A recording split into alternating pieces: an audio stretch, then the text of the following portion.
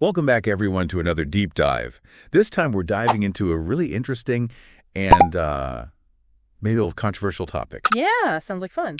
We're going to be talking about environmental alarmism. Yeah. Are we really on the brink of total environmental collapse? Or is there maybe more to the story? Right.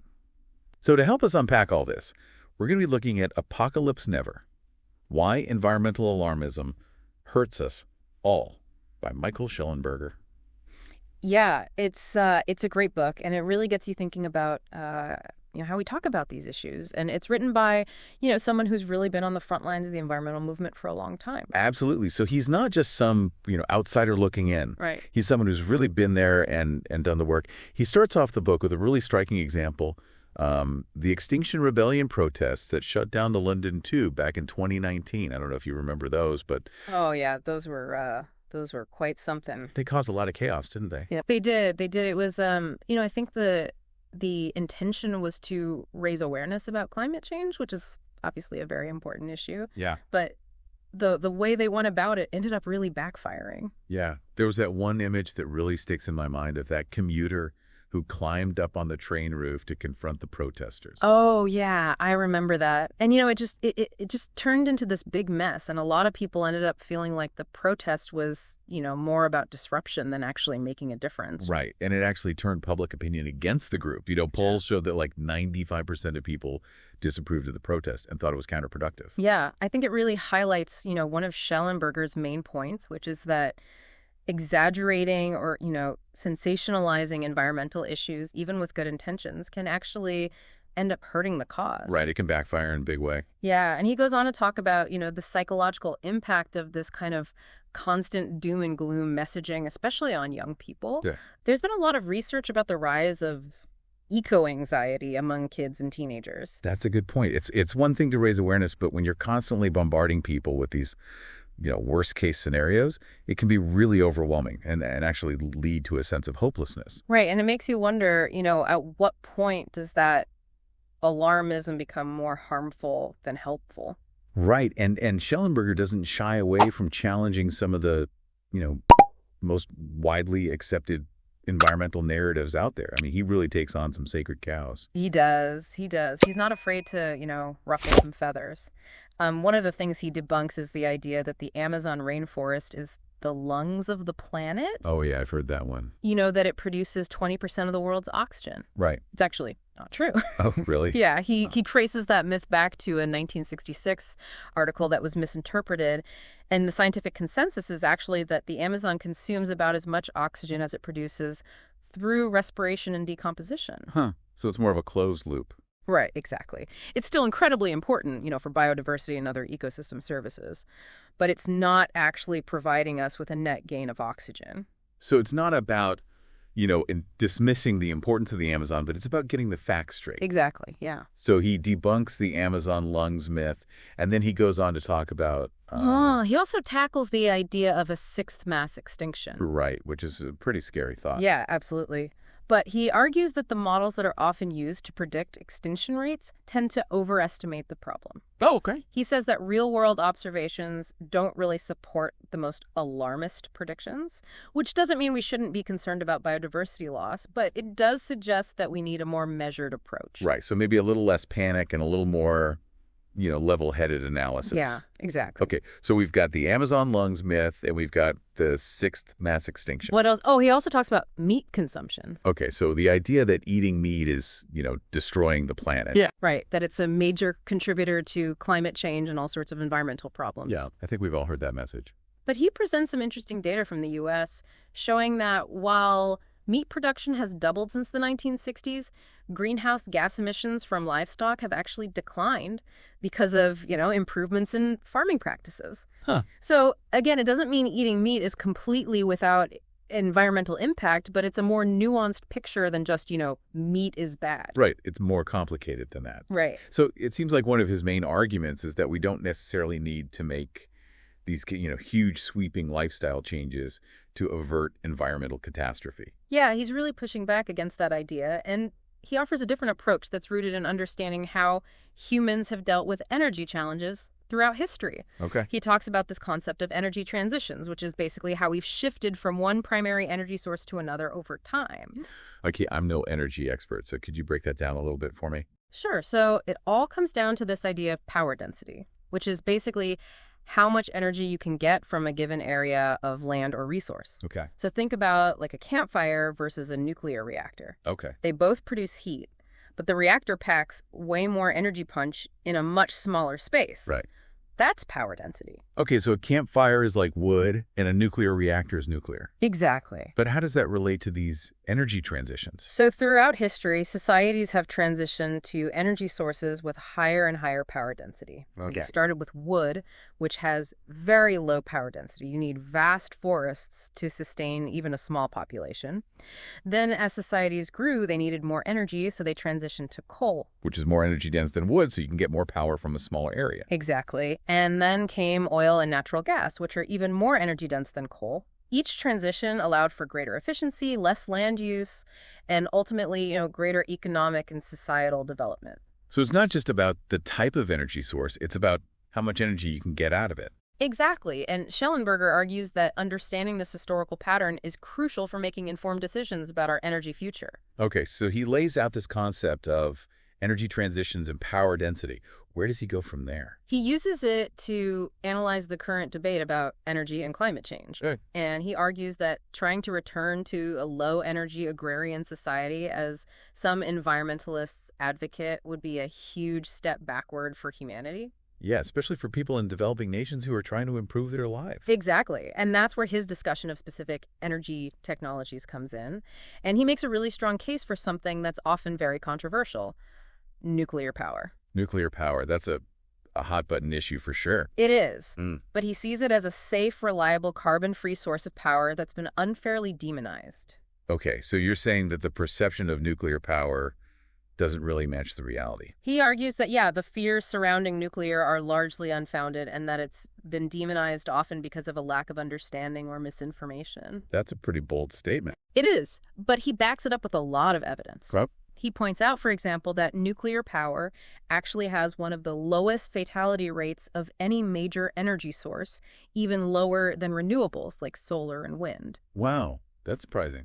I think most people would assume the opposite. I think that speaks to how powerful those narratives and perceptions can be, even when they don't align with the facts. Right. And Shellenberger does a great job of challenging those narratives and encouraging us to think critically. This has been really insightful so far. We've covered a lot of ground, from the London Tube protest to the lungs of the planet myth to the complexities of meat production and now nuclear energy. It seems like every chapter he's tackling some big questions. He really is. And there's still so much more to discuss. We'll be right back after a quick break to continue our deep dive into Apocalypse Never. Welcome back to our deep dive into Apocalypse Never.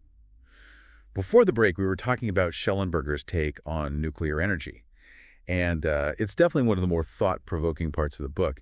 Yeah. You mentioned earlier that nuclear actually has a lower fatality rate than some renewables like solar and wind. Can you talk about that a little more? Yeah, he actually cites studies showing that nuclear has a lower fatality rate per unit of energy produced than both solar and wind. It does seem kind of counterintuitive when you think about like Chernobyl and Fukushima and those big accidents. Right. But it's important to look at the whole picture. Shellenberger argues that, those incidents, while tragic, don't necessarily represent the overall safety of nuclear power. So are you saying that those big accidents don't really reflect how safe nuclear power is overall? Yeah, and he compares it to other energy sources. He points out that even the worst nuclear disasters like Chernobyl and Fukushima resulted in far fewer fatalities than accidents in, say, coal mining. That's a good point. It does seem like the way we think about risk is shaped more by, media coverage and emotional responses than by actual statistics. Absolutely. And Shellenberger is urging us to be more critical of the information we consume about these issues. So if nuclear power is as safe as he claims, why isn't it more widely used? Well, there are a few reasons. One is that people associate nuclear technology with weapons, because of the Cold War and all of that. Right. Another is the whole issue of nuclear waste disposal. Yeah, that's something a lot of people worry about. Right, but Shellenberger says that it's a manageable problem. We have the technology to deal with it safely. Okay, so what about the cost? Aren't nuclear power plants super expensive to build? They can be, But he points out that the cost is often inflated because of all the regulations and bureaucratic delays. Okay. He says that if we could streamline the approval process and, encourage more innovation in nuclear technology, we could bring the cost down significantly. So he sees nuclear as a viable solution. But what about renewables like solar and wind? Those seem to be what a lot of environmentalists are pushing for. He definitely acknowledges the role of renewables, but he also argues that they have limitations. Okay. Especially when it comes to the fact that they're intermittent. The sun doesn't always shine and the wind doesn't always blow. Right. And also their lower power density. Can you remind us what power density is again? It's basically how much energy you can generate from a certain amount of land. Okay. And solar and wind farms require massive amounts of land to produce the same amount of energy as a much smaller nuclear plant. Right. And that can lead to other problems like habitat destruction. Exactly. You were talking about those desert tortoises being harmed by solar farms. That's a perfect example. So it's not as simple as just switching to solar and wind. Right. There are trade-offs with every energy source. Shellenberger argues that we need a diverse energy portfolio. That could include nuclear, renewables, and maybe other technologies like advanced geothermal or even fusion power. So he's not saying it has to be all one or the other. Exactly. It's about being pragmatic and finding solutions that work. Solutions that balance environmental concerns with, human needs and what's technologically feasible. Okay, so we've talked about nuclear, renewables, this idea of a diverse energy mix. But what about what we can do as individuals? What role do our personal choices play in all of this? That's a good question, and Shellenberger actually addresses that directly. While he acknowledges the importance of individual action, he also argues that focusing too much on personal lifestyle changes can actually distract us from the bigger systemic changes that are needed. So you're saying that we shouldn't worry about recycling or reducing our energy consumption? No, it's not that those things aren't important, but he's saying they're not enough on their own. We need bigger solutions. He thinks technological innovation and policy changes are going to be key to addressing climate change and other environmental problems. It's easy to get caught up in thinking that we have to make all these big sacrifices. Yeah. But it sounds like he's proposing a more realistic and maybe less guilt-inducing approach. Yeah, he's really emphasizing the power of human ingenuity and innovation. Right. We can create solutions that allow us to live well and also protect the environment. Exactly. It's about being optimistic and solutions-oriented. Now, I want to go back to something we talked about earlier, this idea of environmentalism as a religion. The more I think about it, the more I see some interesting parallels there. It is a thought-provoking idea. Shellenberger draws on the work of Ernest Becker and his book, The Denial of Death, to explore the psychology behind this kind of apocalyptic environmentalism. And Becker argues that humans have this innate fear of death, and so we try to find meaning and purpose in these, grand narratives. Right, and Shellenberger suggests that for some people, apocalyptic environmentalism provides that sense of meaning and purpose. Right, it creates this good versus evil narrative where, the people who believe in the climate crisis are the righteous ones trying to save humanity. It's like a secular religion with its own set of beliefs and rituals. And prophets warning of the end of the world. Right, exactly. And it helps to explain why some people hold on to these beliefs so strongly, even when they're presented with evidence that contradicts them. But it also makes you wonder if maybe that kind of framing can be counterproductive. If we're constantly being told that the world is about to end, it can make people feel hopeless. Yeah, I think that's a valid concern. Shellenberger argues that fear can be paralyzing and that it's not really an effective motivator for positive change. So if not fear, then what? How do we motivate people to care about the environment? Well, he emphasizes the importance of hope and innovation, believing in our ability to solve problems. Yeah. He says we should focus on the positive trends, like the decline in deforestation and the development of cleaner technologies, instead of just dwelling on the negative. So it's about shifting the narrative from despair to empowerment. Exactly. He wants to inspire people to believe that a better future is possible and that we have the power to create it. This has been such a great conversation so far. We've talked about nuclear power, renewable energy, the psychology of environmentalism, human ingenuity. Yeah. There's a lot to take in, but we still have one more segment to go. There's still so much more to unpack. Shellenberger's book really makes you think about all these complex issues. We'll be right back to wrap up our deep dive into Apocalypse Never. Welcome back to our deep dive into Apocalypse Never. We've covered a lot of ground already, but there's still so much to explore in this book. One of the things that really struck me was Shellenberger's discussion of conservation efforts and how they impact people. Yeah, it's something we don't often think about. We tend to picture conservation as just, protecting pristine wilderness areas. Right. But Shellenberger challenges us to consider the human side of things. He introduces this concept of conservation refugees, which are people who are displaced from their lands in the name of conservation. Conservation refugees. I've never heard that term before. It's a pretty powerful term. He talks about the Batwa people in Uganda, for example, who were evicted from their ancestral lands in the Bwindi Impenetrable National Park. Oh, wow. To make way for gorilla conservation. It makes you realize that these conservation efforts, while well-intentioned, can have some unintended consequences for the people who actually live in these areas. Right. It raises some really tough questions about, how we balance the needs of people with the desire to protect nature. Is it ethical to prioritize animals over humans? It's a complex issue, and Shellenberger doesn't try to oversimplify it. He doesn't offer easy answers.